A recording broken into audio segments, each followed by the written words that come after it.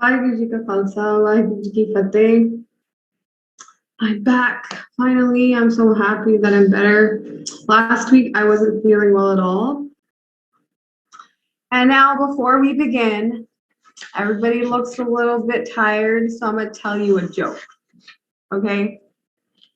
One time in India, these two guys owned a store, and they sold pots and pans.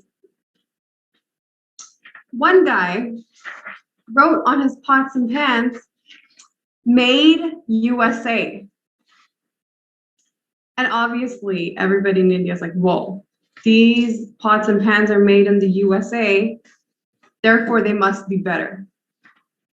Now, this other dude, he watches and he sees everybody going to this guy whose pots and pans say made USA, but he knows for a fact that his pots and pans don't come from the USA.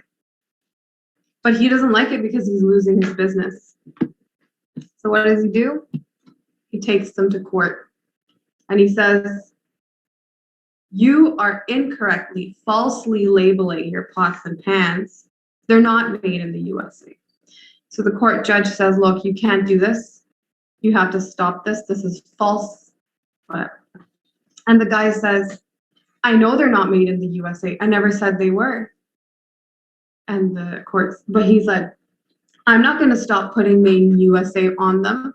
The court judge says, "Why?" He's like, "Because my name is Uttam Singh Aluwalia, and I made those pots and pans. So that's why I wrote made by USA. Me, I made them." It's funny, right? Uttam Singh Aluwalia, USA. All right. Now that we're all charged up, let's do the English translation. Swamiji likes poetry, right? I was thinking maybe I should have a takiya kalam. I like jokes, so I'm going to tell you guys jokes. They're not spiritual jokes all the time. I don't have those. All right. Today's class starts. This is also necessary. Yeah, I was me too. Waheguru is met when you laugh. Nobody meets Waheguru while crying. All right. So we covered a lot. And Swamiji started off with Gurmukh akat katha bichar. Sometimes the word Gurmukh means a seeker, like a jigyasu. Sometimes the word Gurmukh means someone who seeked and was successful and accomplished, so they've become enlightened. So depending on what we come across, we'll use that definition. Here, Gurmukh akat katha bichar, it has to be that the Gurmukh, the seeker, has accomplished their goal. Because now they're contemplating the unspeakable truth. Right? Akat katha bichar. So the Gurmukh stayed with the Guru, surrendered to the Guru, did Seva Simran, learned and then experienced what the Guru experienced, and now themselves is enlightened. Akat. Akat means you cannot describe it. God is akat. The senses can't describe it. The mind can't describe it. Why? Because God is the whole. Your senses and your mind can only pick up information, no matter how grand your mind is. It can still only collect information about a piece. Your senses can only collect information in pieces, right? My eyes collect information about colors, forms. But color and form is not everything about this bottle. Then you'll say, okay, well, maybe your hands can feel the texture. But texture is not everything about this bottle. Your senses are limited. The mind is limited. So what happens? How do you experience God, which is the whole? You lose your individuality and experience it firsthand. That's the only way to have any knowing, any type of experience of something that is non-partial. It is the whole thing. But akath katha vichar. Still, even if somebody has experienced God, what about all those other people who haven't, who are standing right at the edge? Maybe they just need one indication and to be pushed over. Then katha happens. Not that the katha it's not always enough. Not everybody will get it, but for some people it'll work out. For example, when Buddha was enlightened, Buddha never called enlightenment mukti. So mukti was a very much a Bharatiya tradition, but Buddha he rejected calling it mukti or moksha. He called it nirvana. And the reason he did that was because nirvana means where you don't exist. And Buddha says, when Buddha got to the state where everything is sunya, including your individuality becomes sunya, becomes empty, you reach that state which is nirvana. After he reached that state, when Buddha got there, there were a few people that were with him. By the end, they had all left, but there were still seekers that had also come on the journey with him. When Buddha became enlightened, they all asked, what happened? Tell us what happened. And, the Purans always have to go the next level. They say, Teti crore Devi Devte, all these spirits and gods and goddesses were also there to ask the question. But Buddha stayed silent for 7 days. How are you supposed to talk about it? If I talk about it, it's gone. But still, they kept saying to him, some of us are just there, so close. If you can't talk about it, give us some indications. Give us a signal, a clue. And then Buddha talked for 40 years. Guru Nanak Dev Ji, after they come out of the Vena, they speak. They go on every udasi. Where haven't they gone? And they speak. Out of karuna, out of compassion. Taul taram, daya ka put. Taram comes from compassion. It's when someone becomes enlightened, there is a compassion that wells up, and through that, words come out. And that becomes the taram of that area, of that time. So katha always means indications. All words about God are indications. The words, for example, the word water is not water. The word Brahm is not Brahm. The word Satchidanand is not Satchidanand. But they're all indications, arrows, signals, clues, hints to the real thing. Bhagat Kabir Ji encompasses this really well. They say, Bavan achar lok tray, sab kich inhi mahe, e akhar khil jahenge, o akhar in mehnahe. They say that 52 letters, you can encompass everything. You can talk about everything. But these letters will one day disappear, and that akhar, or that akshar, the indestructible God, is not within them. He is beyond this, beyond the words as well. So what does a Gurmukh do? For the sake of others that are close and they just need a little bit of indication, they contemplate the truth. Katha vichar. And specifically in the contemplation of the truth, there's a lot of contemplation of untruth as well. How so? Contemplating the things that you're not so that you can let them go is also a part of contemplating the truth. Every time you talk about a boundary, you're contemplating the untruth. To take it to the next level is to say, I am not that boundary. Gurmukh nibhe sab parvar.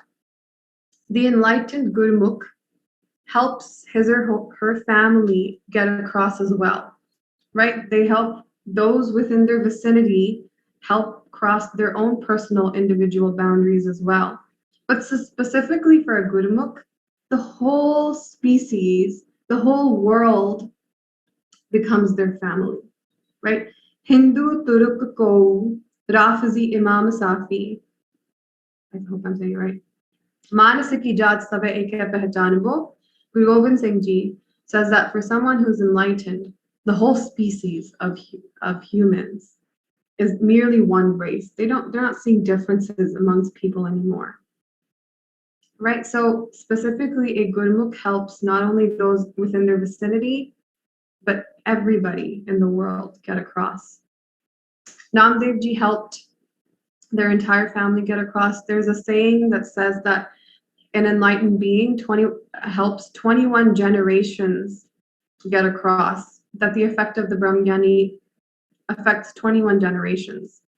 But in reality, it's more, because if the whole world is affected, then it's more than just the personal family that gets the benefit of the rays and vibrations of an enlightened being. Gurmukh japiye antar pyar. A Gurmukh sings the praises of God with love. And it's not an efforted love, it's an effortless love, as if it has become their nature. It is their nature. And they do it in 4 different ways, depending on their state. Bakhri, Madhima, Pashanti, and Para. Bakhri means that sound is being produced and you can hear it. So you can talk loud or low, but sound is being produced.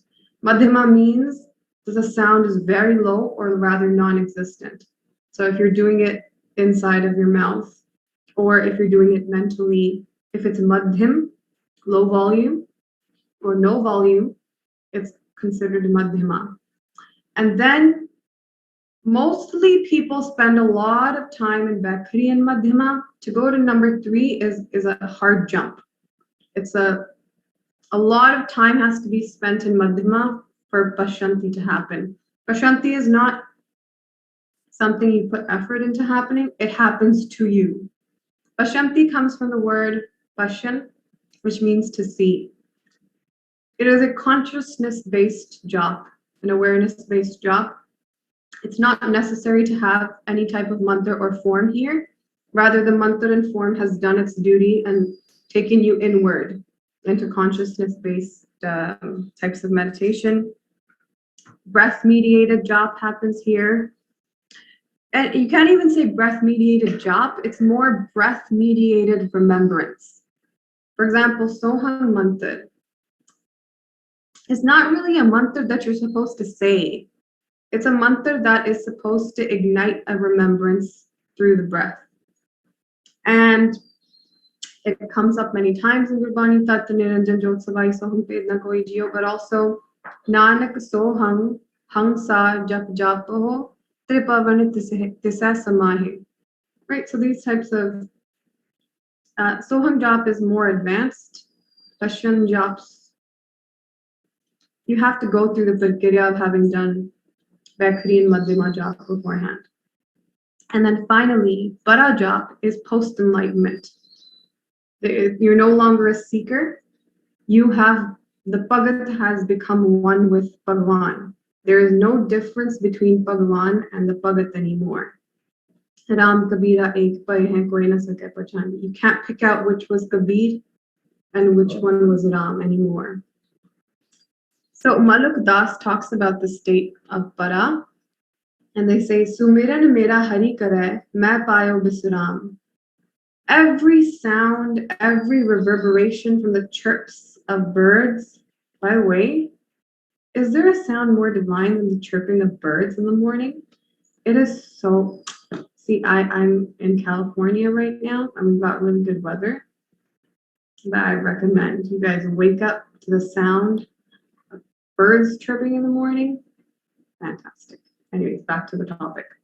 Every sound, birds chirping, winds, thunder, trees talking to each other through the wind, waves, rivers, mountains, the low, deep rumble of a mountain, waterfalls. Every single thing is God's reverberation. And the Bhagat is hearing this completely and utterly effortlessly. Everything is God. All forms are God. All sounds are God. All textures are God. Everything. Gurmukh paiye sabad achar. A Gurmukh attains correct conduct through the Guru's teachings. By correct conduct, I'm not talking about you live a constipated lifestyle of this is right, this is right, this is right, you can't cross the boundary, this is the wrong discipline, so forth, so forth. That's not correct conduct. Having virtuous qualities like happiness and joy, having a very playful, childlike, innocent personality, having compassion, upekkha, crossing over, ignoring what's wrong and what's negative, Gita, always living in gratitude, having vivek, clarity, virag, detachment, having all of these very soft, divine, most feminine types of qualities. This achar is what a guru gets. Everybody wants to be around them. They give love and anand. It reverberates out of them. This type of personality, this type of achar, a Gurmukh gets through their guru, through the Shabad, through their teachings. Sabad ped jana janai. Here Sabad means Brahm. A Gurmukh understands the mysteries of Brahm. Ped. What are we doing here? What is God? What is this pathway? What am I supposed to be doing? A Gurmukh understands exactly what the final and end goal mystery is, which is that my Atma is Brahm and has been Brahm this entire time and continues to be Brahm. And I've got the nishcha and determined resolve that this is right. I have first-hand experience of this now.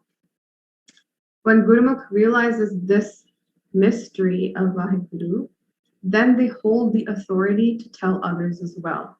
Pehla jane, first jane, then janai. First know yourself, then teach others. For example, Guru Arjan Dev Ji, first Madhu Das is a Sikh of Guru Arjan Dev Ji and does everything a Seeker has to do to become enlightened. Then becomes enlightened. Then Guru Arjan Dev Ji says, now you can go back to Kashmir and you spread the teachings of enlightenment. You help others become enlightened. You are now the same state as the Guru. Go become a Guru. Go have disciples. Go help them reach enlightenment as well. So first jane, then janai. Nanak hame jal samai. What happens in enlightenment exactly? The webbing, the net, the wall, the curtain of individuality that you're stuck inside of right now. Can you feel it? That you're very much an individual. You're very much a piece. You're very much partial. There's partialness on you. Even though you can logically deduce that I am a part of the universe, you can logically deduce that even the substance that makes up things, the atoms, the star stuff, I'm made of the same stuff. Still, there's a very strong sense of I am separate. I'm an individual. This homme is destroyed in enlightenment. And every problem that arises as a result of this individuality is also destroyed. Meanness, mindness, I don't want this to get destroyed, so I'm scared, but I want this, so I have anxiety. Will I be successful? Will I not be successful? Will this go right? Will this go wrong? What will happen in this? Every problem that is associated with individuality also completely vanishes. Gone. And you, for the first time, can breathe because you have first-hand, direct experience that you are the whole. You are not the piece. You can see pieces, you can interact with them, but you're not them. You're the whole thing. You were once a river, meandering this way and that way, constricted by the riverbed, constricted by the river banks, but now you've become a limitless sea. And there is no meandering, there is no bank that is holding you back. You are endlessly free. Gurmukh, where we go? Gurmukh tarti sacha saji. Someone who's enlightened understands where the whole creation emanates from. The Atma is Brahm. This is not a small statement. If you understand that everything, including you, is Brahm, you understand the whole creation has emanated. Where it emanates from. It emanates from you. Gurmukh tarti sacha saji. An enlightened one knows that from me as Brahm, the whole creation, Earth, Mars, Jupiter, the whole solar system, galaxies, creations upon creations have emanated from me as Brahm. Not me as a body and mind and small little piece, no. But as from the Brahm identity, this all emanated. And all these things that you're seeing, these different little forms, exciting, wondrous, and really amazing in the play. These forms are just God appearing as different things. God appearing, putting on different costumes. The same substance is appearing in different ways. The Gurmukh knows this. This meh opata kapata sogaji. The Gurmukh also knows that using my satta, remember we defined Brahma Sat Chit Anand. Satta means existence. Through the power of existence, God creates things, creations upon creations, and when it snatches its existence out of something, the whole creation is destroyed. Through its satta, or its power of existence, or lending existence to something, it makes and destroys many, many, many creations. Gur ke sabd rapay rang laye. Rapay means to be intoxicated or drowning in love, drowning in wholeness, drowning in completeness. There's nothing about you that's incomplete anymore. You are fully and utterly complete, so much so that your completeness is overflowing out of you. There's so much in you that it's coming out now.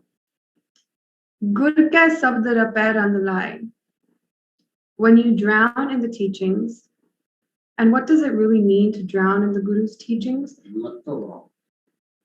First, you listen to the teachings, but the teachings in you, there's still a distance between you. Here's a seeker, here's the Guru's teachings. You're listening, but there's a distance. Drowning in the teachings means that there's no distance. What the Guru says is becoming your first-hand experience. What the Guru is saying is actually happening to you. It's not just listening anymore. The teachings have become alive.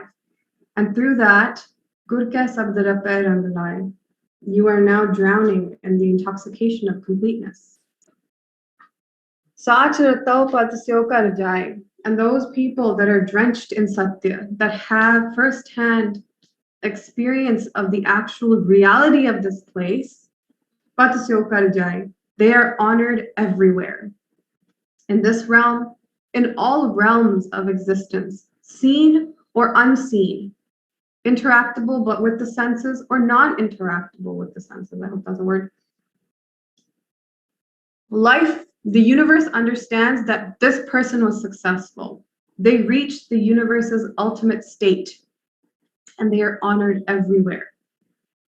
Sach sabad bin pat nahi paave. But if a person does not go to the Guru, first listen to the teachings, then contemplate, and then become those teachings and become enlightened, a person is not honorable or not respected, because essentially that one opportunity that they had, which was life, they weren't able to, it got brushed.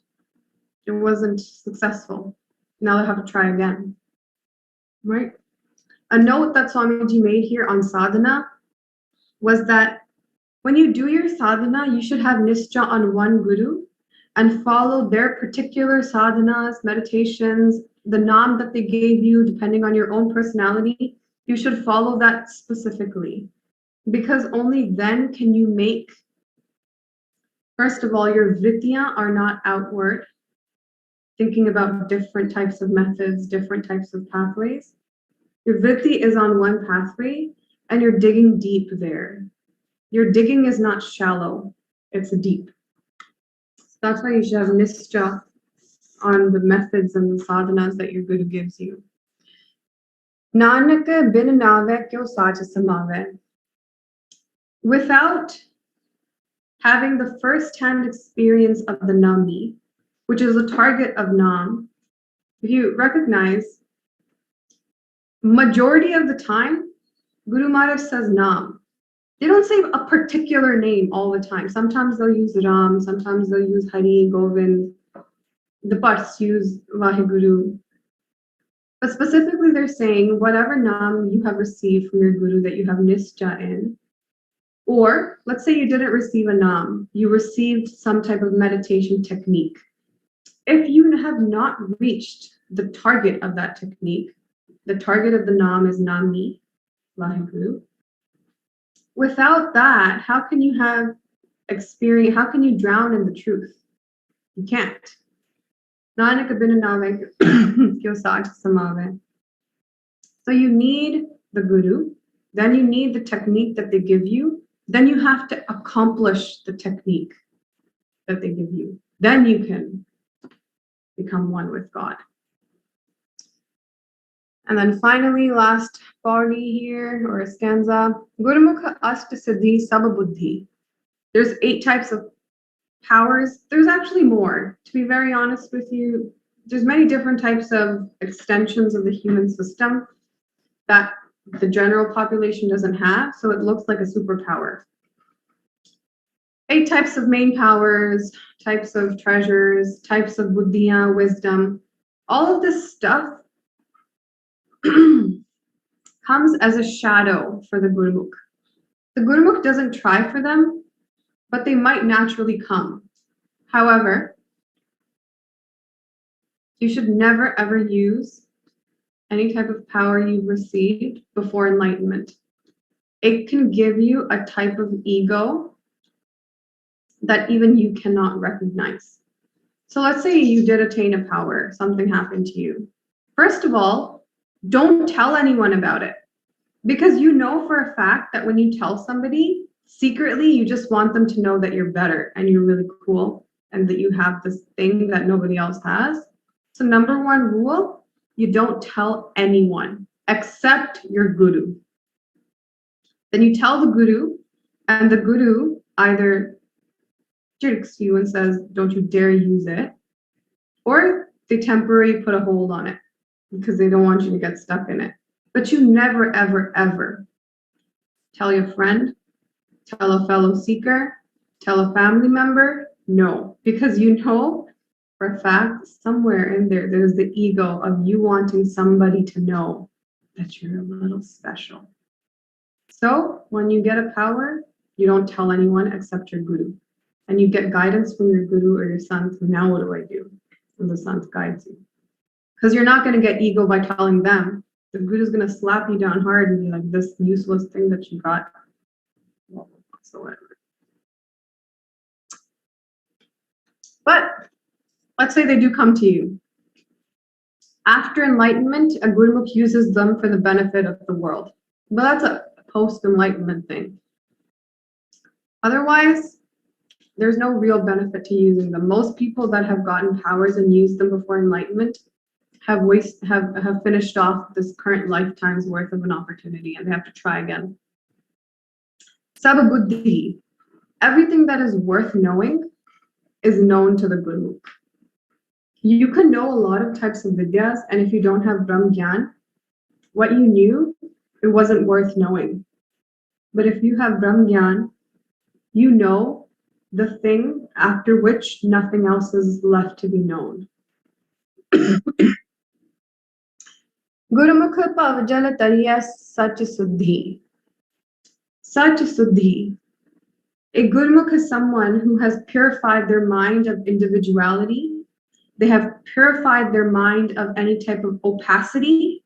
They have purified their mind of incorrect impressions of identity, and they have thus transcended the world ocean. But they have done this by purifying their mind. Sometimes, what is purifying the mind? What is it actually? Anything that establishes you as an individual and makes it stronger, that's wrong. You have to get out of this pieceness, this partialness, this individuality. So all things that get you out of your incorrect impressions, that increase your consciousness and awareness, then you know the purification is happening. Sometimes we think in religious settings that if I do this, purification is happening. Let's say you do like 10 hours of nam jap and you think, yes, purification is happening. To a certain extent, it happened. But then something else started happening. There's an ego that's building up, that's saying, oh, you, look at you. You did 10 hours of nam jap? Oh my God. And you did it for this long? Something is, the boundary has been created somewhere in there. And now all of a sudden, the technique that you're using for purification has now sidetracked. So the best way for purification to happen is for you to listen to your guru. And that's much harder said, or that's much easier said than done. But in front of the guru, you just gotta listen to them, even if you don't agree. And that hurts your ego, and that's what breaks down your individuality and your mind. Here, Swamiji told a Sakhi of a Sikh who was washing a bowl over and over again, and then after he would wash it, he would look to see if he could see his face. And he would wash it again, then he would see what he would see. And the Guru's watching him do this, and the Guru says, "What are you doing?" And the Sikh says, "I'm trying to wash the burtan, the pot. I'm trying to see myself, but I keep seeing my body instead. I can't see what's inside of the body. So I'm just waiting that one time I'll see something beyond the body." And the Guru says, "Well, you've been doing that for a long time. I mean, how is that going to happen?" And then the Sikh says, "Guruji, the truth is, I only have capacity to wash pots and pans, to make them as shiny as possible. But I can't wash the thing that's inside of me so that I can see the thing that's fundamentally me. How am I supposed to wash the mind without your grace?" And then the Sikh asks, "Please, with your grace, help me wash this unseen mind so that I can see who I fundamentally am." And then the Guru becomes happy and grace dawns. Gurmukh sar up sar bid jane. Sar up sar means what's worthy of knowing and what's not worthy of knowing. Sar means that it has the essence of truth in it. Gita, Guru Granth Sahib Ji, Upanishad, Dhamapad. They have the essence of truth in them, but to correctly extract according to your personal nature, the Guru does that, and a live Guru does that. And then what the alive Guru does in terms of sar up sar is first takes you down the nishedh path. The nishedh path, or the path of negation, is a path where he tells you what you are not. You're not the body. You're not the thought that arose. You're not the feeling that you feel. You're not the name that you were given. You're not the relationship you have to a biological body. All of these things the Guru tells you, you are not these. Then the Guru takes you down the path of acceptance, or vidhe. And they tell you, I'm now going to tell you who you actually are. I am consciousness. I am ecstasy. I am eternal. These types of indications.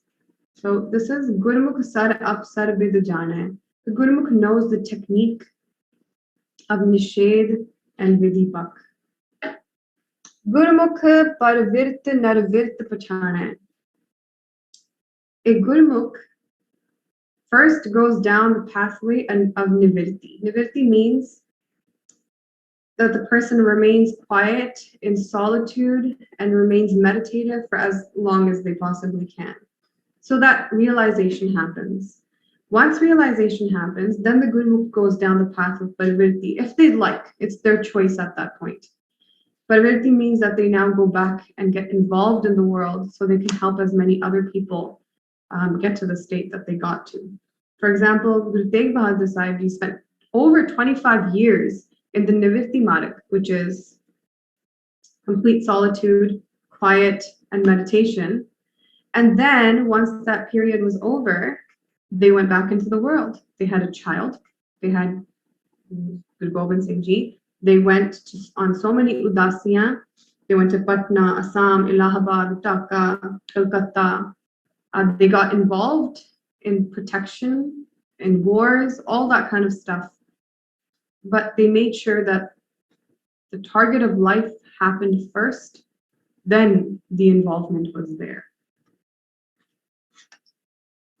Then Gurmukh Tare Par Utare. Gurmukh transcends himself or herself and then also helps other people transcend the world. Nanak Gurmukh Sabd Nistare. How do they do that? A Gurmukh first earns the Shabad that comes from the Guru, who themselves are enlightened, and then passes on those teachings to the other person and helps other people also become enlightened. How do we go to a Guru? Tadviti pranipatena pariprashnena sevya upadekshanti te jnanam jnaninas tattvasinah.